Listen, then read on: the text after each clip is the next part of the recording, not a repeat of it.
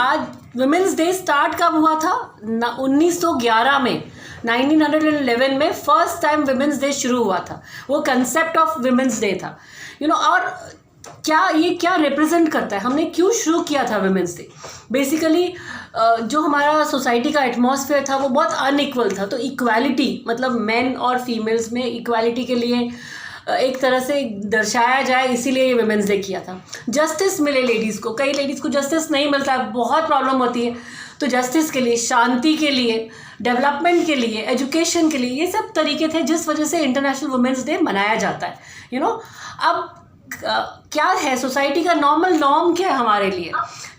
इन ladies के लिए the norm is we are incapable. कहते हैं कि भाई इनमें तो ये नहीं कर सकते, ये काम, अरे नहीं आप ये काम नहीं कर सकते हो बिकॉज आप फिजिकली फ्रेल हो, मतलब फिजिकली आप फिट नहीं हो। आप तो भाई ये आपने देखा हो कि आप नहीं माउंटेन नहीं चढ़ सकते, आप साइकिल नहीं चला सकते, आप ये नहीं कर सकते, ऐसे हमें कई बार बोला जाता है बिकॉज दे थिंक कि हम लोग फिजिकली फिट नहीं है। लेकिन आपने देखा होगा आजकल बॉक्सिंग ले लो, हर चीज़, हर फील्ड में, पायलट पहले नहीं विमेंस होती थी, पायलट हो गई है, टैक्सी ड्राइवर्स हो गई है विमेन। तो it is a very proud moment हमारे लिए। कितनी प्राउड की बात है कि भाई हाँ, हम हर एक वो प्रोफेशन कर सकते हैं जो मेल्स कर रहे हैं, और उससे ऊपर जो हम कर सकते हैं वो मेल्स नहीं करते, दैट इज़ गिविंग चाइल्ड।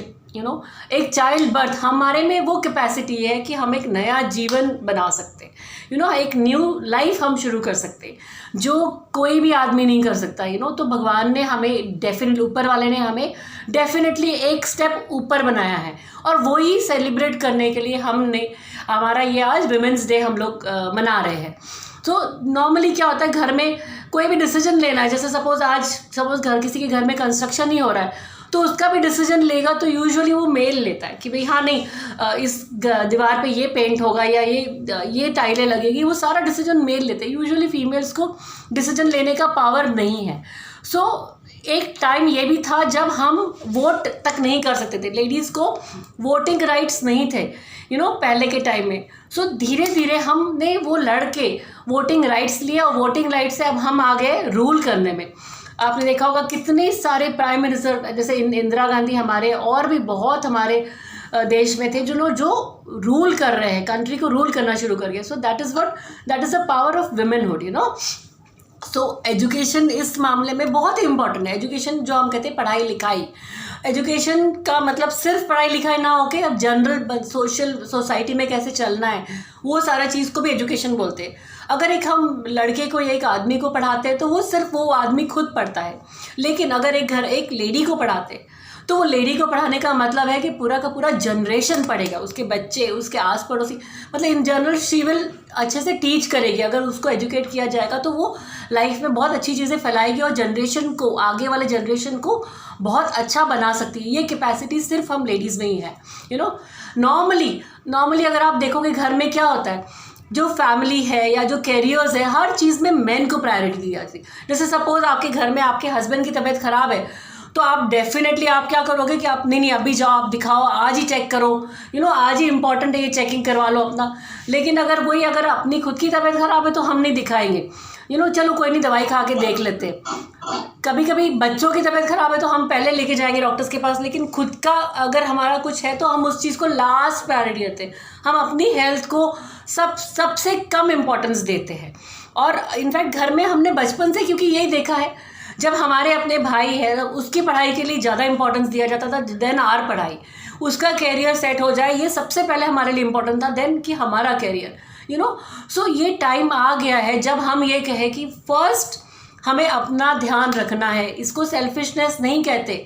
अगर हम बोलेंगे नहीं मैं सेल्फिश नहीं बनना चाहती, मैं पहले अपनी फैमिली का रखूँगी, वो फैमिली का ध्यान भी आप तभी रख पाओगे ना जब आप खुद ठीक रहोगे। आप देखिए सेल्फिश बिहेवियर वो होता है कि अगर हम अपने बिहेवियर से किसी का नुकसान करें, लेकिन अगर हम अपनी हेल्थ का ध्यान रख रहे हैं, अपनी तबीयत का ध्यान रख रहे हैं, तो उसमें किसी का नुकसान नहीं हो रहा है, तो उस बिहेवियर को सेल्फिशनेस नहीं कहते। सो प्लीज़ आप अपना ध्यान, take care of your self first, ये हमारा मेन क्राइटेरिया है आज। सो आज जो हम वुमेंस हेल्थ की कई बातों पे डिस्कशन करेंगे कि भाई क्या क्या प्रॉब्लम्स होती है लेडीज़ को हेल्थ में। तो सबसे पहले हेल्थ इशू क्या क्या होता है, हम शुरुआत से अगर जाए तो बोले पेशेंट लड़कियों में मेंस्ट्रुअल प्रॉब्लम्स आ सकती है। एक पीसीओडी करके एक टर्म है जो आपने बहुत ज़्यादा सुना होगा, पॉलीसिस्टिक ओवरीज है, इसको पीसीओडी, उसको अगर लड़कियों में देखोगे 100 में से 30 लड़कियों को पीसीओडी होता है। वो क्या होता है, कैंसर्स लेडीज़ में जो बहुत सारी चीज़ें डायग्नोस नहीं होते, डिप्रेशन, ये बहुत कॉमन प्रॉब्लम है जो हम डिस्कस करेंगे। इनफर्टिलिटी मतलब जिसको बच्चा नहीं होता वो वाली प्रॉब्लम को डिस्कस करेंगे। कई बार रसौलियाँ होती है बच्चेदानी में या अंडेदानी में, जिसको कहते हैं फाइब्रॉइड, एंडोमेट्रियोसिस, सिस्ट, ये सब चीज़ों पे हल्का सा छोटा डिस्कशन करेंगे। एक चीज़ कहते हैं फर्टिलिटी प्रिजर्वेशन, जिसमें कि हम अपने फर्टिलिटी को, अपने जो प्रेगनेंसी हम जो करने की क्षमता है उसको हम कैसे प्रिजर्व कर सकते हैं। और तीसरा हम लोग लास्ट बात करेंगे मेनोपॉज, जब पीरियड्स बंद होने वाले तब क्या क्या प्रॉब्लम्स आती है। मैं ये लेक्चर बहुत ज़्यादा एक्सटेंड नहीं करूँगी, आपको जो भी क्वेश्चंस है आप प्लीज़ हमसे डिस्कस कर सकते हो, कोई प्रॉब्लम नहीं। कई बार किसी के सामने अगर आप शर्मा रहे हो, आपस में नहीं डिस्कस करना, तो आप प्लीज़ हमारे से फ़ोन पर या कहीं से भी ऐसा बात कर सकते हो। अब रही बात मेंस्ट्रुअल प्रॉब्लम, मेंस्ट्रुएशन क्या होता है, जो पीरियड शुरुआत होती है एक लड़की की यूजुअली 11 साल की उम्र में, अराउंड 11 साल की। आजकल आपने देखा होगा पीरियड्स लड़कियों के जल्दी आ रहे हैं, आपने देखा 9-10 साल की उम्र की लड़कियों के भी पीरियड्स आ रहे हैं, you know, because of the exposure. आज लड़कियां आजकल बहुत ज़्यादा एक्सपोज है, बाहर जाती है, डाइट अच्छा नहीं है, जंक फूड, वेट ज़्यादा होते हैं गर्ल्स के, इस वजह से आप देखोगे इन सब चीज़ों की वजह से अर्ली मिनार्के जिसको कहते हैं, जल्दी पीरियड शुरू हो जाते हैं, यू नो। एक तो मेंस्ट्रुअल प्रॉब्लम्स क्या क्या हो सकती है। मेन मेंस्ट्रुअल प्रॉब्लम, नॉर्मल जो आपका पीरियड है वो नॉर्मली हम कहते हैं कि 4 से 5 दिनों तक मैक्सिमम रहना चाहिए, उससे ऊपर नहीं होना चाहिए। अगर और 28 से 32 दिनों के बीच में आने चाहिए पीरियड्स आपके, ठीक है ना। अगर उसमें कुछ भी इरेगुलरिटीज़ आती है तो आपको डेफिनेटली कंसल्ट करना चाहिए। तो अब अगर मैं अभी बताऊँ तो क्या क्या कॉमन मेंस्ट्रुअल प्रॉब्लम, मेंस्ट्रुअल मतलब पीरियड्स की क्या क्या प्रॉब्लम्स होती है। सबसे पहली प्रॉब्लम हम जिसको कहते हैं प्री मेंस्ट्रुअल सिंड्रोम। आपने देखा होगा जब आपके पीरियड्स आने वाले उसके 8-10 दिन पहले आपको कई बार इरिटेटेड हो जाते हो, कई बार गुस्सा आता है, चिड़चिड़ापन होता है, आपको लगता है ऐसे पेट में पूरी गैस वाली फीलिंग आना शुरू हो जाती है। कई बार किसी किसी को ठंडे पसीने जिसको कहते हैं वो आना शुरू होता है। कई बार पेशेंट्स को लगता है हल्का, कभी कभी किसी को स्पॉटिंग होनी शुरू हो जाती है, तो उसको हम कहते हैं प्री मेंस्ट्रुअल सिंड्रोम, मतलब पीरियड से पहले वाले हार्मोनल चेंजेस। दूसरा होता है किसी किसी के पीरियड्स बहुत एक्सेसिव पेनफुल होते हैं, यू नो, तो वो उसको कहते हैं डिस्मेनोरिया, वो भी प्रॉब्लम हो सकती है। तीसरा होता है कि कभी कभी फ्लो बहुत ज़्यादा होता है जिसको हम कहते हैं मेनोरेजिया, जिसमें एक्सेसिव ब्लड फ्लो आता है पीरियड्स में। आप देखोगे दिन के 3-4-5 पैड्स भी बदलने पड़ते, 6-6 पैड्स भी बदलने पड़ते, तो वो डेफिनेटली वो प्रॉब्लम होती है। और एक प्रॉब्लम आती है जिसमें पीरियड आते ही नहीं है, रेगुलर ही नहीं है, बहुत ही इरेगुलर है और बहुत लेट आते हैं पीरियड, और अगर आते हैं तो वो फ्लो भी बहुत कम होता है। तो ये सारी प्रॉब्लम्स को अगर कुछ भी इसमें से प्रॉब्लम्स है सपोज, तो हमें क्या करना है, मेन चीज़ इसकी आपने इमीडिएटली कंसल्ट करना है। ये नहीं कि आपने अपने बड़ों से पूछ लिया, उन्होंने कहा हाँ नहीं ये प्रॉब्लम तो होती है, इट्स अ कॉमन थिंग। जब पीरियड से पहले थोड़ा चिड़चिड़ापन है वो नॉर्मल चीज़ है, पेनफुल होना भी नॉर्मल है, ये सब कुछ अगर इस तरह से सोचा जाएगा तो फिर तो कई चीज़ें हमारी मिस होने का डर रहता है। कई बार कई प्रॉब्लम्स ऐसी हैं जो मिस हो सकती है। तो मेन चीज़ है इसको इग्नोर नहीं करना है आपने। इसके लिए हमेशा अपने आसपास किसी भी डॉक्टर को मिलना है। कई टेस्ट होते हैं, जैसे सिंपल टेस्ट एक अल्ट्रासाउंड होता है जो हमें बता देता है कि कोई मेजर प्रॉब्लम तो नहीं है, कभी कोई फाइब्रॉइड, रसौली, कुछ और तो नहीं है। और जो भी वो डॉक्टर कहे आपको इलाज, तो उसका रेगुलर फॉलोअप करें, यू नो, वो बहुत इंपॉर्टेंट चीज़ है। सो मेंस्ट्रुअल प्रॉब्लम्स को भी इग्नोर नहीं करना जरा भी। अब आगे पीसीओडी, पीसीओएस आप समझते हो, polycystic ovarian disease, polycystic ovarian syndrome कहते हैं उस चीज़ को। ये क्या होता है, अगर आपने कभी अल्ट्रासाउंड करवाया होगा, इनफैक्ट कभी कभी किसी के अगर यंग बच्चे हैं जिनकी उम्र अराउंड आप सोचो कि अराउंड 20 के आसपास है, तो आप देखोगे उनमें पीरियड्स इरेगुलर होना शुरू हो जाते हैं। पीसीओडी के क्या क्या सिम्टम्स होते हैं, पीसीओडी एक हार्मोनल इम्बैलेंस है, बॉडी में हार्मोन्स की गड़बड़ी हो जाती है। तो वो किसी भी एज में हो सकता है, यूजुअली 15 साल की उम्र से लेके 45 ईयर्स की एज तक पीसीओडी किसी को भी हो सकता है, ठीक है। तो उसमें क्या क्या सिम्टम्स आते हैं, मेन प्रॉब्लम्स आते हैं, इरेगुलर पीरियड्स होते हैं, मतलब आगे पीछे हो जाते हैं पीरियड्स, ठीक टाइम पे नहीं आते। आप ये प्रेडिक्ट नहीं कर सकते कि अभी मेरे पीरियड आज की डेट में आए थे तो अगली बार कब आएंगे, वो नहीं आप बता सकते। कभी कभी ब्लीडिंग बहुत हैवी होती है, कभी कभी ब्लीडिंग बहुत कम होती है। किसी किसी के शरीर में बहुत, जैसे फेस पे हेयर ग्रोथ होते हैं, चिन पे हेयर ग्रोथ होती है। कई बार आप देखोगे कि आर्म्स के आसपास, ब्रेस्ट के आसपास, बैक में हेयर ग्रोथ होती है। तो डेफिनेटली इसका मतलब ये पॉलीसिस्टिक ओवेरियन डिजीज़ के साइंस है, यू नो। पिंपल्स बहुत आते हैं फेस में, आप देखोगे कि एक एज में तो आते ही है पिंपल्स यंग गर्ल्स को, लेकिन कभी कभी जब आप देखोगे कि एक एज के बाद भी at a elderly age also pimples आ रहे हैं, so that is also a sign of PCOD. Weight gain होता है एक्सेसिव, आप बोलोगे मैं सब कुछ कर रही हूँ, पूरा कोशिश कर रही हूँ, लेकिन मेरा वेट लॉस नहीं हो रहा है, तो that is also a sign of PCOD, because PCOD में हार्मोनल इम्बैलेंस होते हैं और जिस वजह से वेट गेन हो जाता है। कभी कभी आप देखोगे किसी किसी लेडीज़ के मेल पैटर्न बैलेंस होता है। मेल पैटर्न मतलब ये जो टेम्पोरल रीजन होता है, जो हमारा सिर माथा होता है, किसी किसी लेडीज़ का बहुत बड़ा हो जाता है, बाल गिरना शुरू हो जाते हैं इस एरिया से, कई बार पीछे पैच आना शुरू हो जाता है, तो इसको कहते हैं हम मेल पैटर्न बैलेंस, मतलब जो गंजपन आना शुरू हो जाता है, तो वो भी पीसीओडी का साइन है। तो हमारे को उस चीज़ को भी इग्नोर जरा भी नहीं करना है। आप देखोगे कई लोगों को बहुत सारे डार्क ब्लेमिशेस हो जाते हैं फेस पे, छाइयाँ आ जाती है जिसको कहते हैं, तो वो एक और साइन है पीसीओडी का। सो आप इन सब चीज़ों को इग्नोर नहीं कर सकते हैं। और सबसे जो कई बार बिना बात के हेडेक्स होना शुरू हो जाते हैं, तो सबसे इम्पॉर्टेंट इस चीज़ में क्या है, अगर पीसीओडी है तो अब हमें क्या करना है, उसका क्या क्या उसके साथ हो सकते हैं। सबसे पहली चीज़ क्या हो सकती है कि इन पेशेंट्स में इनफर्टिलिटी हो सकती है। इनफर्टिलिटी का मतलब जिनको बच्चा नहीं होता वो हो सकता है। दूसरी प्रॉब्लम आती है उनमें मेटाबॉलिक, मतलब बीपी ऊपर नीचे होता है, कोलेस्ट्रॉल लेवल्स बहुत हाई होते हैं इन लड़कियों में, अगर हम इसके टेस्ट करवाएंगे। और जो मेल हार्मोन है वो भी बहुत बढ़ा हुआ होता है। वेट गेन तो होता ही है, पीरियड्स इरेगुलर होता है। और एक चीज़ जो मेजर हमें क्यों पीसीओडी को ट्रीट करना, हम कहे चलो हमारे को हमारी शक्ल की परवाह नहीं, कोई बात नहीं, लेकिन मेन बात क्या है कि ग्लूकोज का टॉलरेंस कम हो जाता है, इंटॉलरेंस हो जाता है, तो उससे क्या होता है, शुगर होने के चांसेस बहुत हाई रहते हैं। तो पीसीओडी में आप इग्नोर नहीं कर सकते, पॉलीसिस्टिक ओवेरियन डिजीज़ जो होती है उस चीज़ को आप जरा भी इग्नोर नहीं कर सकते। और इसका इलाज क्या है, लाइफस्टाइल मॉडिफिकेशन। इसका मतलब क्या है, 10 जगह आप इंटरनेट पे डालो, गूगल पे आप 100 चीज़ें देख लोगे इसके बारे में, लेकिन मेन चीज़ क्या है, आप देखो अब हमारा लाइफस्टाइल क्या हो गया। आजकल हम लोग क्या करते हैं, हम अपने टाइम के हिसाब से उठते ना, हम बहुत सही तरीके का खाना नहीं खाते, जंक फूड बहुत ज़्यादा खा रहे हैं हम लोग। अच्छा, एक्सरसाइज के नाम पे हमारे पास टाइम नहीं होता, बिकॉज हम बहुत बिजी रहते हैं, अपने अपने कामों में बिजी रहते हैं, तो हम एक्सरसाइज नहीं कर सकते। ठीक है, दूसरी बात, हमारा खाना पीना ठीक नहीं है, एक्सरसाइज नहीं करते, और डाइट में प्रोटीन्स की तो बहुत एक्सेसिव कमी है। ठीक है, तो उसको कहते हैं लाइफस्टाइल मॉडिफिकेशन। अब हमें मॉडिफिकेशन कैसे करना, नींद पूरी नहीं लेते हम, सब रात को 11-11, 12-12 बजे तक या तो टीवी देख रहे हैं जिसमें हम सीरियल देख रहे हैं, या सीरीज़, आजकल नेटफ्लिक्स, अमेजॉन, सब जगह हम सीरीज़ देखते रहते हैं, या हम और क्या करते हैं इसके अलावा, हम या तो फ़ोन देख रहे होते हैं, व्हाट्सएप, फेसबुक, इंस्टाग्राम, स्नैपचैट, पता नहीं हर एक चीज़। दिन भर हम लोग रात के टाइम पे यूजुअली सोते हुए अंधेरे में हम फ़ोन देखते हैं। उससे क्या होता है आपको पता है, हमारी बॉडी में हमारा ग्लाइसेमिक इंडेक्स बढ़ जाता है, जिसको कहते हैं शुगर होने के चांसेस हाई होते हैं, एंड उस वजह से भी पीसीओडी होता है। जो मैं सजेशन अपने पेशेंट्स को देती हूँ, जब मेरे पास कोई भी पेशेंट, यंग गर्ल आती है जिसको पीसीओडी है, तो उसमें आपको पता है मैं सबसे पहला सजेशन क्या देती हूँ, सबसे पहले मैं ये कहती हूँ कि आपको 8 बजे के बाद कोई फ़ोन नहीं देखना, कोई टीवी नहीं देखना, कोशिश करके अवॉइड करो, बिकॉज अगर आपकी नींद प्रॉपर नहीं होगी, हम लोग बहुत लेट उठते हैं, अगर ऑफिस मेरा 9 बजे तो मैं 7:30 पौने 8 उठूँगी, फटाफट तैयार होगी, अगर खाना बनाना या जो भी करना है वो करके अपना तैयारी करी होगी और मैं आ जाऊँगी अपने ऑफिस, बट मैं अपने लिए एक्सरसाइज के लिए 1% टाइम नहीं निकालूंगी। सो वो गलत है, हमें एक्सरसाइज करना बहुत बहुत बहुत इम्पॉर्टेंट है। सो इसीलिए 1 घंटा एक्स्ट्रा, जिसको कहते हैं, जो पुराने टाइम में हम कहते थे early to bed early to rise, मतलब जल्दी सोना और जल्दी उठना, वो चीज़ें हमें फिर से शुरू करनी पड़ेगी। घर का खाना ज़्यादा खाना पड़ेगा, जंक फूड्स अवॉइड करने पड़ेंगे। जंक फूड्स का मतलब बर्गर्स, पिज़्ज़ाज, इन सब चीज़ों में इतना फैट है।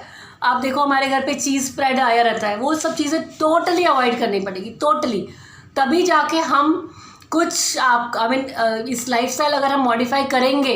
और एक्सरसाइज को 1 घंटा विगरस एक्सरसाइज, विगरस का मतलब क्या होता है कि ये नहीं कि आप वॉक करने गए हो और आप अपना फ़ोन लेके जा रहे हो, ईयरफोन्स लगा रहे हो, कान में गाने सुन रहे हो, या अपने मम्मी से, बहन से, भाई से, किसी से बात कर रहे हो और आप वॉक कर रहे हो, उस वॉक को वॉक नहीं कहते। वॉकिंग का मतलब कि आपका पल्स रेट बढ़ना चाहिए, आपको पसीना आना चाहिए, आपको सांस चढ़ना चाहिए, इसका मतलब आपने विगरस एक्सरसाइज किए। वो कम से कम 40 मिनट्स, कम से कम, और 40 मिनट्स से 1 घंटे के बीच में आपको वो एक्सरसाइज करनी चाहिए। मैं इनफैक्ट अपने पेशेंट्स को क्या सजेशन देती हूँ, मैं हमेशा ये कहती हूँ कि अगर अगर आपको डांसिंग पसंद है तो आप 1 घंटा ऑनलाइन या जो भी डांस क्लासेस ज्वाइन कर लो। अगर आपको योगा पसंद है तो आप योगा करो, पर योगा ऐसा कि जिसमें पसीना आए। अगर आपको सैर करना पसंद है तो आप वॉक करो। अगर आपको साइकिलिंग पसंद है तो आप साइकिल चलाओ। मतलब कोई भी फिजिकल एक्सरसाइज करनी बहुत इंपॉर्टेंट है, जिससे पसीना आए, सांस चढ़े और पल्स रेट बढ़े। वो exercise is important exercise, otherwise कोई फ़ायदा नहीं है। अगर आप नॉर्मल थोड़ा सा सैर कर रहे हो, अपनी फ्रेंड्स के साथ गप्पे मार रहे हो, ये एक्सरसाइज का कोई मतलब नहीं है, उससे हमें रिजल्ट नहीं मिलने वाले हैं। पेशेंट्स कहते हैं मुझे, मैडम मैं रोज़ 1 घंटा सैर करती हूँ लेकिन मेरे को रिजल्ट ही नहीं मिलता है। मैंने कहा आपने अपना पल्स रेट देखा? उस समय पल्स नहीं, पल्स रेट अगर आप देखो तो पल्स बढ़नी चाहिए, आपको धड़कन अपनी तेज सुनाई देनी चाहिए, उसको कहते हैं एक्सरसाइज। नहीं तो कोई फ़ायदा नहीं एक्सरसाइजेस करने का। तो that is very important, lifestyle modification. और जैसे मैंने बोला, घर का खाना, फ्रूट्स, एक सही इंटरवल पे खाना खाना, इसको कहते हैं लाइफस्टाइल। जैसे आपने देखा होगा, हम अपने घर में ही देखते हैं हमारे बड़ों को, हमेशा 11-12 बजे के आसपास they will open a fruit, fruits खाएंगे। अपना ब्रेकफास्ट वो 9 बजे कर ही लेते हैं, मेरे घर में बड़े जो हमारे हैं, ठीक है। 1-1:30 बजे लंच करेंगे, है ना, और फिर बाद में शाम को 5 बजे चाय पियेंगे। हम क्या करते हैं, मेरा लंच अभी तक नहीं हुआ है अभी देख लो आप 3:30 बज गए, अभी तक लंच नहीं किया मैंने, ना मैंने कोई फ्रूट खाया आज दिन में। सुबह एक ब्रेकफास्ट करके आई थी, उसके बाद से आज वुमेंस डे था तो केक आया था, तो केक का 1 पीस खाया। तो आप देखो क्या कर रही हूँ मैं खुद एज अ डॉक्टर, मैं नहीं वो फॉलो कर पा रही हूँ।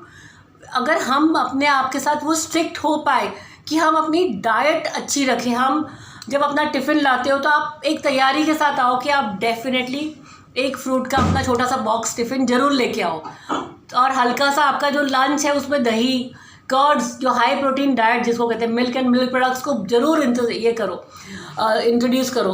तो उससे क्या होगा, अगर आप दूध वगैरह दही लोगे तो डेफिनेटली हमारे को आपका जो लाइफस्टाइल मॉडिफिकेशन से पीसीओडी और hormone problems, in fact pre menstrual syndrome जो हम कह रहे थे मैं पहले, वो सब चीज़ें भी बहुत फ़र्क पड़ जाएगी, ठीक है। अब एक एस्पेक्ट जो मैं बहुत इंपॉर्टेंट है, जो मैं बात करना चाहूँगी, जिसको कहते हैं कैंसर इन विमेन। आप देख रहे हो, कई बार आपने सुना होगा अपने कोई रिश्तेदार या कोई दूर के रिश्तेदार जिनका बोला रही तो 3rd स्टेज था, कुछ पता ही नहीं पड़ा और वो ऑलरेडी उसका प्रॉब्लम हो गया, अब वो चीज़ नो मोर। ये क्यों होता है? क्योंकि हम लोग अवेयर नहीं है अपने बारे में। आपको पता है हमारे देश में सबसे ज़्यादा जो चांसेस है वो ब्रेस्ट कैंसर के हैं। सेकंड है सर्वाइकल, मतलब बच्चेदानी के मुंह का कैंसर। सर्वाइकल मतलब ये वाला सर्वाइकल नहीं, बच्चेदानी के मुंह को भी सर्वाइकल कहते हैं। उसका एक होता है जो रेक्टम वाला, जो लैट्रिन वाली जगह है, उसका कैंसर। और तीसरा है जो बच्चेदानी का कैंसर, 4th है। और लास्ट में लंग कैंसर। और भी बहुत सारे कैंसर्स हैं, लेकिन ये 5 मैक्सिमम कैंसर्स हैं जो हमारे देश में ज़्यादा है। तो आप कैसे इस सब चीज़ों से आप बचोगे, आप किस तरह से आइडेंटिफाई करोगे? तो सबसे इम्पोर्टेंट ब्रेस्ट कैंसर, जैसे आप अगर डेली जब आप नहाते हो या आप जब शीशे के सामने खड़े होते हो नहाने से पहले, आपने अपने सेल्फ ब्रेस्ट एग्जामिनेशन करना बहुत इंपॉर्टेंट है। आपने देखना कि कोई गांठ या कोई लंप ऐसा तो नहीं कुछ फील हो रहा, आपने फील करना है अपने मतलब एक्सिलरी एरिया से भी, वहाँ से शुरू करना, फील करना, और अपने दोनों ब्रेस्ट को फील करना है। पहले देखना कि कोई साइज़ में बहुत ज़्यादा डिफरेंस तो नहीं हो रहा है, पहले से कुछ चेंजेस तो नहीं हो रहे, निपल्स एक लाइन में है कि नहीं है, ये सब चीज़ों को देख के अगर कोई गिल्टी कुछ भी फील होती है आपको, इमीडिएटली अपने डॉक्टर को दिखाना है। और डॉक्टर फिर आपका या तो मैमोग्राफी करेंगे या अल्ट्रासाउंड करवाएंगे ब्रेस्ट का, और अगर वो ठीक है तो बात अलग है। अगर गिल्टी है, अगर मैमोग्राफी या अल्ट्रासाउंड में गिल्टी आती है तो हमें वो गिल्टी निकलवानी बहुत ज़रूरी है, देखने के लिए कि वो सिंपल गिल्टी है कि कैंसर की गिल्टी है। एक और चीज़ देखनी कि कभी कभी कोई डिस्चार्ज होता है निपल से, क्या वो तो नहीं हो रहा है, वो भी देखना बहुत ज़रूरी है। अगर ऐसा कुछ भी है तो इमीडिएटली डॉक्टर को मिलो। अच्छा, दूसरा टाइप का कैंसर जिसको मैं कह रही हूँ सर्वाइकल, जो बच्चेदानी का मुंह का कैंसर है, वो बहुत बहुत कॉमन है। वो कैसे आपको मालूम पड़ेगा कि ये है कि नहीं है? आपने इस बात पे ध्यान देना है कि जो एबनॉर्मल डिस्चार्ज तो नहीं हो रहा है, ब्राउन कलर का डिस्चार्ज तो नहीं हो रहा है।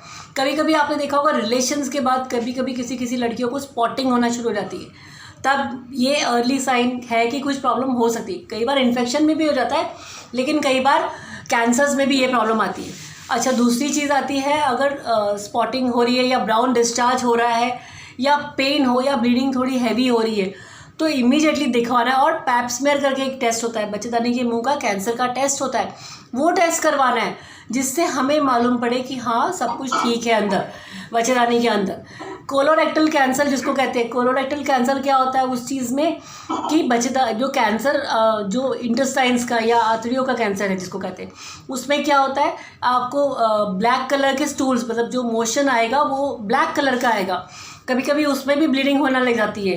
कभी कभी आप देखोगे आपको अचानक से कभी डायरिया होता है, मतलब लूज मोशन हो जाते हैं, कई बार एकदम कब्जी हो जाती है। इस तरह की इरेगुलर पैटर्न्स अगर हो रहे हैं तो इमीडिएटली डॉक्टर को मिलना है। एक यूट्राइन कैंसर है, वो भी एक ब्लीडिंग का ही साइन है, मतलब एंडोमेट्रियम का कैंसर, बच्चेदानी के अंदर जो लाइनिंग होती है उसका कैंसर है, उसमें भी एबनॉर्मल ब्लीडिंग होगी। आपने एक बात का ये ध्यान रखना है कि कभी भी आपको पीरियड्स के बीच में जो नॉर्मल 4-5 दिनों के अलावा बीच में कभी भी ब्लीडिंग होती है, आपने ज़रूर चेक करवाना है। ये नहीं सोचना है कि हाँ भाई ये तो होता है कोई बात नहीं, अगले महीने देख लेती हूँ, उसके अगले महीने देख लेती हूँ और फिर ऑब्जर्व करती हूँ, ये नहीं सोचना है इस तरीके से। और लास्ट में लंग कैंसर, ये भी बहुत कॉमन है हमारे देश में। टीबी एक बहुत कॉमन प्रॉब्लम है और साथ में उसके साथ में लंग कैंसर का एसोसिएशन। लंग कैंसर मतलब क्या होता है कि आप देखोगे कभी कभी खांसी में आपको, बलगम में आपको कई बार ब्लड आता है, साथ में आपको भूख लगना कम हो जाती है, आपको लगता है कि आप खाना पीना मन ही नहीं करा खाना पीना खाने का, वेट लॉस होना शुरू हो जाता है। ये और खांसी, क्रॉनिक खांसी, आपको लगता है कि थोड़ी थोड़ी देर में आपको कफ हो ही रहा है। तो ये सब चीज़ें साइंस ऑफ लंग कैंसर है। तो कैंसर इस चीज़ को हम अगर सही टाइम पे सही मायने से अगर आप अपने टेस्ट करवाओ तो डेफिनेटली ये हम डायग्नोज कर सकते हैं। आपने देखा अभी सोनाली बेंद्रे को क्या था, बचेदानी का कैंसर था। आप देखिए शी बीइंग अ एक्ट्रेस, उसको इरेगुलर ब्लीडिंग थी, उसने प्रॉपर इतने सीनियर है उस लेवल पर भी अगर हम जनरल एग्जामिनेशन या जनरल अपने चेकअप्स रेगुलरली करवाएं तो वो सब चीज़ें मिस होने से बच जाती है, यू नो। अच्छा, एक चीज़ जो सबसे ज़्यादा इग्नोर किया जाता है वो है डिप्रेशन। जो लेडीज़ में डिप्रेशन है वो मेल से डबल है। आपको पता है कि अगर सपोज किसी भी आदमी को डिप्रेशन होता है, वो बहुत ही कम है जो आदमी जो डिप्रेशन में होते हैं। Mostly ladies double rate, because ये तो हमारे बॉडी के हार्मोनल पैटर्न्स आगे पीछे होते रहते हैं। आप देखोगे माइल्ड डिप्रेशन जिसको कहते हैं, थोड़ा सा डिप्रेशन तो सारी की सारी लेडीज़ को दुनिया में होता है, सारी की सारी लेडीज़ को, इनफैक्ट सारे लोगों को, जनरल पॉपुलेशन को होता है। लेकिन अगर डिप्रेशन, आपके क्या क्या प्रॉब्लम्स हो सकती है, अगर आपको लग रहा है कि भाई इस समय आपको डॉक्टरी हेल्प की ज़रूरत है, अगर आपको लगता है कि आपका जो आपको पहले अच्छा लगता था काम करना, आजकल वो काम करने में भी मज़ा नहीं आ रहा है, आपको लगता है कि मैं किसी लायक नहीं हूँ, मतलब लो सेल्फ एस्टीम वाली फीलिंग आती है कि भाई मैं नहीं लायक हूँ किसी में, कभी कभी लगता है कि मैं तो बचूँ यहाँ तो ठीक है, तो वो भी डिप्रेशन का साइन है। कई बार भूख के पैटर्न्स होते हैं, कई लेडीज़ डिप्रेशन में कुछ भी नहीं खाती और कई लेडीज़ डिप्रेशन में बहुत ज़्यादा खाती है, यू नो। तो वो भी एपेटाइट चेंज एक्सपीरियंस, एपेटाइट में एबनॉर्मलिटीज़ आती है तो उसको कहते हैं डिप्रेशन। कई बार नींद की प्रॉब्लम आती है, कभी कभी किसी को नींद बहुत ज़्यादा आती है और कई बार नींद आती ही नहीं है, यू नो। एनर्जी नहीं है, हमको लगता है मैं हमेशा थकी हुई हूँ, मुझे लगता है कि मेरे में कोई एनर्जी नहीं बची है, यू नो। तो वो डिप्रेशन का साइन है। कई बार आप देखोगे कि भाई आप जो भी काम पहले करते थे वो कम धीरे धीरे आप और स्लो करने लग गए हो, आपको कुछ चीज़ बोली जा रही तो आप कॉन्सेंट्रेट नहीं कर पा रहे, आप समझ नहीं पा रहे उस चीज़ को, तो डेफिनेटली वो एक डिप्रेशन का साइन है। सो आपको इस चीज़ में डरना नहीं है, it is a very very very common problem. मतलब इनफैक्ट मैं जैसे कह रही हूँ, हर एक इंसान को ये प्रॉब्लम्स, आपको ये मुझे खुद कितनी बार ये सब चीज़ें एक बार तो फील हुई है, you know. So this is a problem जो ट्रीटेबल है। तो इसको कैसे हम ट्रीट कर सकते हैं, हम उसको लाइफस्टाइल मॉडिफिकेशन से ट्रीट कर सकते हैं, जो मैंने आपको पहले भी बोला है, जिसमें हम अपना लाइफस्टाइल चेंज करेंगे, हम अपनी एक्सरसाइज और ये सब चीज़ों को, पैटर्न को हम अगर अपनी लाइफ में एक्स्ट्रा ऐड करेंगे और अपने आप के बारे में अच्छा सोचना शुरू करेंगे तो डेफिनेटली इन सब चीज़ों को हम लोग चेंज कर सकते हैं। और डॉक्टरी सलाह कभी कभी लेनी पड़ती है, उसमें घबराने की कोई बात नहीं है। इसका मतलब ये नहीं कि हम अगर किसी साइकियाट्रिस्ट के पास जा रहे हैं तो हम पागल ही है, इसका ये मतलब नहीं है। आप आराम से किसी साइकियाट्रिस्ट को जाके मिल सकते हो, प्लीज़ अपने आप को इग्नोर मत करना इस चीज़ के बारे में। अब रही बात इनफर्टिलिटी मतलब जिनको बच्चा नहीं होता, लेडीज़ को प्रेगनेंसी नहीं होती है, तो वो किन लेडीज़ को ये प्रॉब्लम बहुत बहुत बहुत कॉमन है। आपको पता है जब मैंने अपनी एमडी पास करी 2000 में, 2000 में अपनी एमडी, 20 साल हो गए मेरी एमडी को, उस समय जो हमारी बुक्स थी, जब मैं पढ़ती थी तो हमारे बुक्स में 7 से 10% तक बोलते थे लोगों को प्रेगनेंसी ठहरने में मुश्किल आ रही है, ठीक है। और आज वो इंसिडेंट्स ऑलमोस्ट 15 से 20% में हो गया। आप ये देखिए डबल हो गया है। ऑलमोस्ट डबल लोगों में प्रेगनेंसी ठहरने में मुश्किल आ रही है। तो ये क्यों हो रहा है, ये प्रॉब्लम क्यों हो रही है? ये प्रॉब्लम इसीलिए हो रही है बिकॉज ऑफ अगेन जो हमारा लाइफस्टाइल बदल रहा है, हमारा स्ट्रेस बढ़ गया है, हमारे जो हम खाने पीने का तरीका है वो सब कुछ बदल गया है। एंड डेफिनेटली क्या होता है कि आपको पता है इनफर्टिलिटी के कारण क्या क्या होते हैं। एक तो देखो प्रॉब्लम आ सकती है लेडीज़ में प्रॉब्लम होती है, और एक आता है मेन में भी प्रॉब्लम होती है। अगर मैं कारण ब्रॉडली अगर मैं डिवाइड करना चाहूँ तो उसमें क्या होता है कि 100 में से 40 लेडीज़ में प्रॉब्लम होएगी, 40 मेल्स में प्रॉब्लम होगा, और 20 में से 10 जो अब 80 हो गए, अब 10 में हस्बैंड और वाइफ दोनों में प्रॉब्लम होएगी, और 10 में दोनों में प्रॉब्लम नहीं है, मतलब कोई कारण नहीं है लेकिन फिर भी प्रेगनेंसी नहीं हो रही है। तो उसको वो सब कारण होते हैं। और मेन चीज़ क्या, हमारे देश में लेडीज़ के प्रॉब्लम को बहुत इंपॉर्टेंस दिया जाता है। आपको पता है मैं इनफर्टिलिटी की ओपीडी चलाती हूँ, मतलब मैं यहाँ पे टेस्ट ट्यूब बेबी सेंटर में हूँ, यहाँ पर हमारा अपना टेस्ट ट्यूब बेबी सेंटर है, गायनी भी है। तो उसमें अगर मैं देखूँ तो मेरे इतने पेशेंट्स हैं जो हस्बैंड से जो अपना सीमेंट टेस्ट करवाने में ही नहीं विलिंग है। वो कहते हैं हम नहीं टेस्ट करवाते, मेरी वाइफ का टेस्ट करो पहले आप, फिर देखा जाएगा। उनको कन्विंस करना कई बार बहुत मुश्किल होता है कि नहीं भाई प्रॉब्लम आप में भी हो सकती है। आप देखिए 50% पेशेंट्स में मेल्स में प्रॉब्लम होती है, तो वो कारण भी ढूंढना बहुत ज़रूरी है। लेडीज़ में बहुत सारे कारण होते हैं प्रेगनेंसी नहीं होने के। हमारे देश में सबसे इंपॉर्टेंट कारण है जिसमें कहते हैं कि टीबी, ट्यूबरकुलोसिस जिसको कहते हैं, जिसमें ट्यूबें ब्लॉक्ड होती है कई बार, ठीक है। और कई बार और भी प्रॉब्लम आता है कि अगर ट्यूब्स ब्लॉक्ड है, कई बार रसौलिया होती है, कई बार एंडोमेट्रियोसिस होता है, कई बार जिसको कहते हैं कि हस्बैंड के स्पर्म्स कम होते हैं या एब्सेंट स्पर्म्स होते हैं। पीसीओडी पेशेंट्स में इनफर्टिलिटी होते हैं, मतलब जिनमें प्रेगनेंसी नहीं होती है, तो पीसीओडी पेशेंट में अंडे नहीं बनते, अंडे की क्वालिटी ख़राब होती है कई बार, तो इस वजह से प्रेगनेंसी होने में मुश्किल आती है। सो आप देखो कि मेन चीज़ इसका इलाज क्या है। अगर मैं बोलूँ इनफर्टिलिटी का इलाज क्या है कि हमें सबसे पहले अगर किसी डॉक्टर से मिलना है, सबसे पहले हमने अपनी सारी की सारी प्रॉब्लम्स बतानी है। सारी की सारी प्रॉब्लम्स का मतलब क्या होता है कि भाई काउंसलिंग प्रॉपर होनी ज़रूरी है। कई बार आईटी प्रोफेशनल्स होते हैं या कुछ होते हैं जिनको आपस में रिलेशंस रखने का भी टाइम नहीं मिलता, तो वो कई बार वही कारण होता है, हस्बैंड वाइफ इकट्ठे नहीं रह रहे होते। सिंपल यही रीज़न होता है कि जिस वजह से प्रेगनेंसी नहीं होती। और 95% पेशेंट्स को सिंपल काउंसलिंग और दवाइयों से वो ठीक हो जाते हैं इनफर्टिलिटी के, जिनको प्रेगनेंसी नहीं होती। सिर्फ 5% को हमें इलाज प्रॉपर तरीके से करना पड़ता है। आईवीएफ की ज़रूरत तो हार्डली 1 या 2% लोगों को पड़ती है। बाकी सारे के सारे पेशेंट्स नेचुरल तरीक़ों से, सिंपल तरीक़ों से प्रेग्नेंट हो जाते हैं। सो सबसे इम्पॉर्टेंट काउंसलिंग है। आपका मैरिटल रिलेशन कैसा है वो देखना, जानना बहुत ज़रूरी है। तो इनफैक्ट जब पेशेंट एक मेरे पास आता है तो मैं डेफिनेटली उनसे पूरी की पूरी डिटेल हिस्ट्री पूछती हूँ, फैमिली में कौन कौन है। कई बार हस्बैंड वाइफ के आपस की प्रॉब्लम्स होती है जिस वजह से प्रेगनेंसी नहीं हो रही है, और दवाइयों से या सिंपल लाइफस्टाइल मॉडिफिकेशन से मैक्सिमम लोग प्रेग्नेंट हो जाते हैं। फिर कभी कभी क्या होता है, अगर नहीं होती, इन सब चीज़ों के बावजूद भी प्रेगनेंसी नहीं होती, तो हमें इंट्रा यूट्राइन इंसेमिनेशन करके एक चीज़ होती है जिसमें हम क्या करते हैं, जिसमें हम हस्बैंड का स्पर्म लेते हैं, वॉश करते हैं, उसमें से सारे एबनॉर्मल स्पर्म्स और पस सेल्स और सब कुछ निकाल के सिर्फ जो तेज़ चलने वाले स्पर्म्स है वो लेके बच्चेदानी के अंदर डाल देते लेडी के। तो उससे हमने क्या किया, हमने चांस थोड़ा सा बढ़ाया। कभी कभी हमें आईवीएफ की तकनीक भी इस्तेमाल करनी पड़ती है। आईवीएफ मतलब आपने सुना होगा test tube baby, I think सबने वो पिक्चर देखी होगी जिसमें वो अक्षय, गुड न्यूज़ पिक्चर थी, काफ़ी लोगों ने देखी होगी, जिसमें अक्षय कुमार और करीना कपूर ने भी आईवीएफ करवाया था।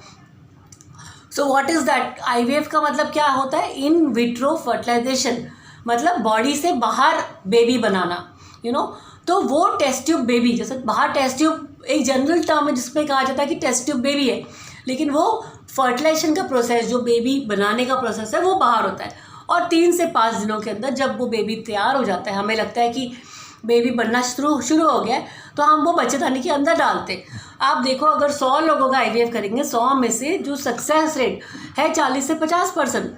आप ये देखो कि हमने बेबी लेके अंदर डाल दिया, लेकिन फिर भी वो कई बार प्रेगनेंसी फिर भी नहीं ठहरती। ये क्यों होता है? ये इसलिए होता है कि जो आईवीएफ है वो एक नया जीवन बनाने की प्रक्रिया है।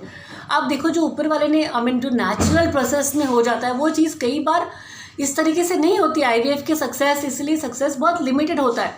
अगर आपको मैं 10 बीज देती हूँ, मैं कहती हूँ इन सब 10 के 10 बीज में से आप फल उगा के दिखाओ, तो आप उगा सकते हो। मतलब मैं एक गमले भी देती हूँ आपको, 10 मिट्टी भी देती हूँ, सब कुछ देती हूँ, आपको कहती हूँ उगा लो, नहीं उगा पाओगे, क्योंकि 10 के 10 में से फल निकलना आपके हाथ में नहीं है। वैसे ही IVF का सक्सेस रेट जो होता है वो 100 में से 40 से 50 लोग प्रेग्नेंट होते हैं, बाकी और कई बार मल्टीपल अटैम्प्ट्स में अराउंड 80% लोग प्रेग्नेंट हो जाते हैं मल्टीपल अटैम्प्ट्स में। तो सही तरीके से अगर किसी को IVF की जरूरत पड़े तो वो भी करना पड़ता है, तो उन सब तरीक़ों से अल्टीमेटली प्रेगनेंसी हो जाती है। अब अगर मैं एक आई जो ये दिखा है यूट्राइन फाइब्रॉइड्स, आप देखो रसौलिया है जो बच्चेदानी के अंदर रसौली है। देखो हमारे लिए सबसे इंपॉर्टेंट रसौली कौन सी होती है कि तो एक तो जो बच्चेदानी के अंदर ना है, जो एक छोटा सा अंदर दिख रहा है ना, पेडुंकुलेटेड सब म्यूकोसल फाइब्रॉइड लिखा हुआ है वहाँ पे, वो वाली रसौली बहुत इंपॉर्टेंट है, जिसमें कि ये अगर बच्चेदानी के अंदर आ रही है इसका मतलब ये डेफिनेटली ये हमारे, देखो एक म्यान में 2 तीर तो नहीं रह सकती। अगर बेबी को अंदर रहना है तो वहाँ पे वो जगह खाली होनी बहुत ज़रूरी है, तो इसीलिए हमें ये वाली रसौलियाँ ज़रूर निकालनी पड़ती है। कभी कभी जो बड़ी रसौली है, जैसे जो ऊपर सबसे ऊपर दिखी हुई रसौली बनी हुई है, अगर वो वाली रसौली जो है वो निकालनी पड़ती है, क्योंकि वो प्रेशर करेगा और वो कभी कभी बेबी को ग्रो नहीं करने देगा। कई बार ब्लड सर्कुलेशन कम करता है, तो इन सब कारणों से बेबी नहीं ग्रो करता। सो डेफिनेटली हमें जो बड़ी बड़ी रसौलियाँ या बच्चेदानी के अंदर आने वाली रसौली उनको निकालना पड़ता है। छोटी छोटी रसौलियाँ, छोटे छोटे फाइब्रॉइड्स वो बहुत सारी लेडीज़ में होता है, उसके लिए कुछ नहीं करना होता है, कोई इलाज नहीं है। यूजुअली फाइब्रॉइड कैंसर नहीं बनता, इट इज़ नॉट कैंसरस, ये नॉर्मल आपके हार्मोन्स जो बॉडी के है उस वजह से बनता है ये चीज़। तो उसके लिए यूजुअली कोई ट्रीटमेंट नहीं करना पड़ता। हाँ, उन केसेस में ट्रीटमेंट करना पड़ता है जिन केसेस में अगर ब्लीडिंग बहुत हैवी हो रही है, अगर पेन बहुत सिवियर हो रहा है, कभी कभी किसी को यूरिन में प्रॉब्लम आ जाती है, यूरिन ऐसे मतलब प्रॉपर रुक के आता है, तो उन केसेस में वो फाइब्रॉइड ऑब्स्ट्रक्ट कर रहा है, तो उन सब केसेस में हमें फाइब्रॉइड रिमूव करना पड़ता है। अदरवाइज फाइब्रॉइड निकालने की ज़रूरत नहीं पड़ती है। ठीक है, सबसे कॉमन सिम्टम मैंने आपको बता दिया, पेन हो सकता है, बार बार यूरिन आ सकता है, और प्रेगनेंसी में भी आज सच फाइब्रॉइड कुछ हार्म नहीं करता। फाइब्रॉइड अगर प्रेगनेंसी हो गई है, अगर अनलेस कि वो सबम्यूकोसल या बहुत बड़ा फाइब्रॉइड, तो वो निकालो तो बेटर रहता है, पर अदरवाइज कोई हार्म नहीं करता आपको। ठीक है, मेन प्रॉब्लम होती है कि आपको अगर कभी भी ज़्यादा दर्द हो, कभी भी बहुत एक्सेसिव ब्लीडिंग हो, कभी भी आपको लगता है बीच बीच में ब्लीडिंग हो ही जा रही है, तो आपको अल्ट्रासाउंड करवा के ये देखना बहुत ज़रूरी है कि कोई फाइब्रॉइड या कोई रसौली तो नहीं है, यू नो। अब एक आती है एंडोमेट्रियोसिस है, जो अंडेदानी में सिस्ट जिसको कहते हैं, मतलब जो बच्चेदानी में जो रसौली है उसको हम कहते हैं फाइब्रॉइड या एडिनोमायोसिस। वो बहुत डिटेल उसके बारे में बताना पड़ेगा। लेकिन अगर अंडेदानी में रसौली है या सिस्ट है, एक तो पॉलीसिस्टिक ओवरीज होती है जिसमें बहुत सारे छोटे छोटे सिस्ट होते हैं, एक होता है एंडोमेट्रियोसिस, मतलब अंदर अंडेदानी में ब्लीडिंग होना शुरू हो जाती है। ये भी एक बहुत 10 में से किसी एक लड़की को ज़रूर होता है ये चीज़। आपको कैसे मालूम पड़ता है कि पेशेंट को एंडोमेट्रियोसिस है? कि उसके पीरियड्स बहुत एक्सेसिव पेनफुल होते हैं, इतने होते हैं कि कभी कभी उसको इंजेक्शंस भी लगाने पड़ते हैं। आप देखोगे रिलेशंस में उसको बहुत तकलीफ होती है, अगर कभी भी रिलेशंस रखने की ज़रूरत पड़ी तो उसको पेनफुल होगा ही होगा। एंड मेन इज़ पे, और उसमें प्रेगनेंसी नहीं होती, कई बार एंडोमेट्रियोसिस में कई बार प्रेगनेंसी की प्रॉब्लम होती है। तो ये सब कारण है एंडोमेट्रियोसिस के, और उसका इलाज बहुत ही सिंपल है। आपको अपने मेडिकल स्पेशलिस्ट या डॉक्टर से मिलोगे, इसका इलाज है और इसका तरीका है जिससे आपके प्रेगनेंसी में भी चांसेस बढ़ जाते हैं। अब एक टॉपिक जो बहुत इंपॉर्टेंट है, मेरे दिल के बहुत करीब है, वो है फर्टिलिटी प्रिजर्वेशन। आपको पता है फर्टिलिटी प्रिजर्वेशन क्या होता है? आप देखो, जब हमने अपना IVF शुरू किया था, हमारे पास कई लड़के यंग बॉयज़ आते थे PGI से, जैसे सडनली 18-19 साल के लड़के आते थे, जिनको कहा गया कि आपको कैंसर है और आपको अपना सीमेन स्पर्म्स स्टोर करने हैं, क्योंकि अब हम आपको कैंसर के लिए आपको इलाज शुरू करेंगे। इलाज में आपको कीमोथेरेपी या रेडियोथेरेपी देनी पड़ेगी, और उस कीमोथेरेपी या रेडियोथेरेपी से क्या होगा कि वो बाद में जो स्पर्म्स बनने की कैपेसिटी है वो कम हो जाती है। ठीक है, तो उस केस में हमने कितने बहुत n number of young boys जिनको छोटे छोटे कहीं पे कैंसर डायग्नोसिस हुआ है, उनके हमने स्पर्म्स लेके फ्रीज करके रख दिए हैं, और वो सालों तक रख सकते। अच्छा, एक और चीज़ है कि यंग लड़कियां आती है, उनको भी माइल्ड, कभी कभी किसी को अंडेदानी का कैंसर है, कभी कभी किसी को ब्लड कैंसर डायग्नोस होता होगा। आपने सुना है कि ब्लड कैंसर डायग्नोस होता है, किसी किसी को जैसे कहते हैं हॉजकिंस लिम्फोमा कहते हैं, जैसे लिम्फ नोड का अंदर हल्के छोटे छोटे रसौलियाँ बनती है, उसका कैंसर होता है। उन सब चीज़ों के लिए अंडेदानी में भी अगर सपोज कहीं पर भी कैंसर है तो आप देखो, अगर कीमोथेरेपी या रेडियोथेरेपी देनी पड़ी तो क्या होगा, उसके अंडे बनना कम हो जाएंगे बाद में। सो हम उन लड़कियों के एग्स भी फ्रीज कर सकते हैं, ठीक है। अच्छा, एग फ्रीजिंग हमारे लिए और भी बहुत कारण होते हैं। एग फ्रीजिंग और किन किन का कर सकते हैं हम लोग? से सपोज आपकी उम्र होगी है 30 साल, आपको लग रहा है कि अभी तक मेरे को अच्छा लड़का नहीं मिला है, मेरी शादी कर रही हूँ मेरे को, लेकिन मेरे को सही मेरा पार्टनर नहीं मिल रहा, मेरे से राइट नहीं मिल रहा, तो उन केसेस में भी हम एग्स लेके पेशेंट्स के फ्रीज करते हैं। मेरे इंडिया में ये कंसेप्ट थोड़ा कम है, एंड बाहर NRI पेशेंट्स मेरे इतने हैं जिनके मैंने एग्स लेके फ्रीज करके हमारे सब मतलब स्टोर करके रखे हुए already, you know. So egg freezing और स्पर्म फ्रीजिंग ये बहुत बहुत अपकमिंग चीज़ है। कभी भी किसी को भी कैंसर है, सपोज कैंसर हो गया है, अच्छा फिर बाद में उसकी अगर सपोज शादी 35 साल की उम्र में होती, तब तक तो उसके वैसे नेचुरली भी अंडे बनना, 35 साल के बाद क्या होता है आपको पता है, अंडे बनना कम हो जाते हैं शरीर में। तो 35 साल से पहले पहले अगर हम अपने एग्स फ्रीज करवा के रख ले तो डेफिनेटली चांस अच्छा रहता है। इनफैक्ट आज ही मैंने एक पेशेंट के इंजेक्शन शुरू करे जिसके एग्स फ्रीज करने, उसकी उम्र 41 है, उसका डिवोर्स हो गया था, ठीक है। एंड अब उसका हम आगे प्लान कर रहे हैं, यू नो, ताकि वो कहती है अब मैं 2 साल तक तो और शादी नहीं करूँगी, लेकिन बाय द टाइम वो 43-44 की हो जाएगी तब तक तो उसके अपने अंडे बनना कम हो जाते हैं। आपको पता है धीरे धीरे जैसे जैसे एज बढ़ती है एग्स बनना कम हो जाते हैं। तो डेफिनेटली उस केस में अगर मैं उसके अंडे फ्रीज करके रखूँगी तो उसको आगे जाके अपना खुद का बेबी मतलब पैदा करने की चांसेस मिल जाएंगे, you know. So that's why egg freezing और स्पर्म फ्रीजिंग ये बहुत बहुत बहुत ही इम्पॉर्टेंट चीज़ है, जिससे हमारा रिजल्ट हमारे लिए अपना बायोलॉजिकल चाइल्ड मतलब मेरा खुद का बेबी हो बाद में, उसके लिए बहुत अच्छा फ़ायदा करता है उस चीज़ को। अब आखिरी में मैं बात करूँगी मेनोपॉज, जो हर एक लेडी जिसकी उम्र 44-45 के आसपास आती है। यूजुअली हमारे इंडिया में मेनोपॉज का एज है 45 से लेके 50 के बीच में, यू नो। सो क्या है वो जो एज है, आई मीन इनफैक्ट कई लेडीज़ के 40-55 तक भी पीरियड्स आते हैं।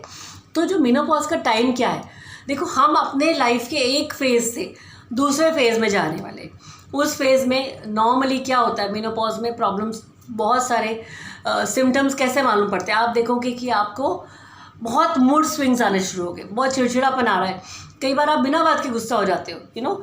अच्छा, आप देखोगे कि आपके पीरियड्स बहुत इरेगुलर हो रहे हैं, कभी कभी आपको लगता है कि बहुत लेट पीरियड्स आ रहे हैं, कई बार बहुत जल्दी आ जाते हैं पीरियड्स, फ्लो भी कई बार आगे पीछे हो जाता है। एक हॉट फ्लैशेस होते हैं। हॉट फ्लैशेस का मतलब क्या होता है कि रात को अचानक से सोते हुए आपको लगता है कि आपको, खैर आजकल तो सबको ही लग रहा है बिकॉज मौसम बदल रहा है, अभी तक हमने अपनी रजाइयाँ नहीं उतारी और कभी कभी लगता है कि गर्मी लग रही है, कभी कभी लगता है ठंड लग रही है, यू नो।